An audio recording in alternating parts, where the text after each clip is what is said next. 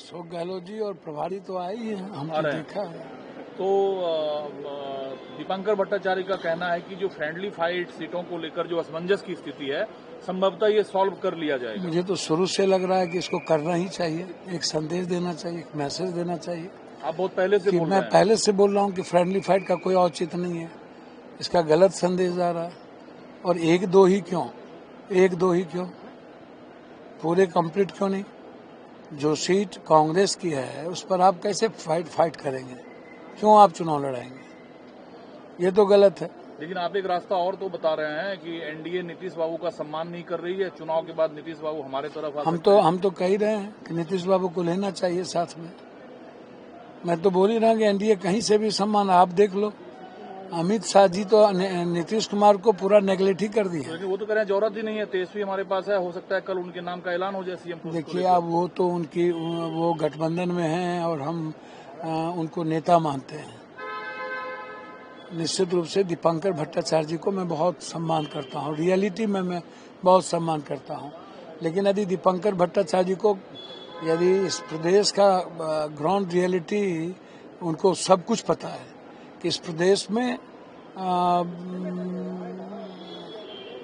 एक स्वच्छ और एक अच्छे सोच के लोगों की राय है कि अच्छी सरकार हो, अच्छे मुख्यमंत्री हो। तो मेरा मानना है कि मुख्यमंत्री जिनको भी बनाना हो, माले के नेता को, वो चुनाव के बाद बनाए ना, कहाँ दिक्कत है। तेजस्वी जी को ही बनाना हो तो चुनाव के बाद आप घोषणा कर लीजिए, बनाइए।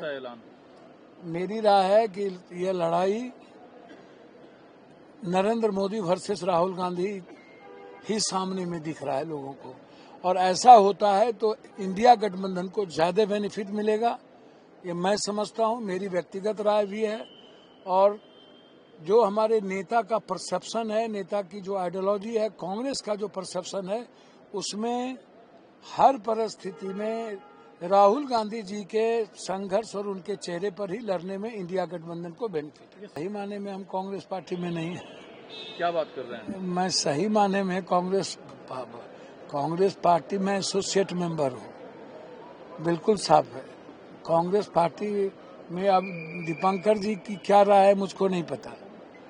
मैं इतना जानता हूँ, मैं कांग्रेस आइडियोलॉजी, कांग्रेस नेतृत्व के साथ खड़ा हूँ, और बिहार के इंडिया गठबंधन के जीत के लिए कंप्लीट रूप से दीपांकर जी को भी पता है कोई एक नाम खड़ा है तो वो पप्पू यादव है।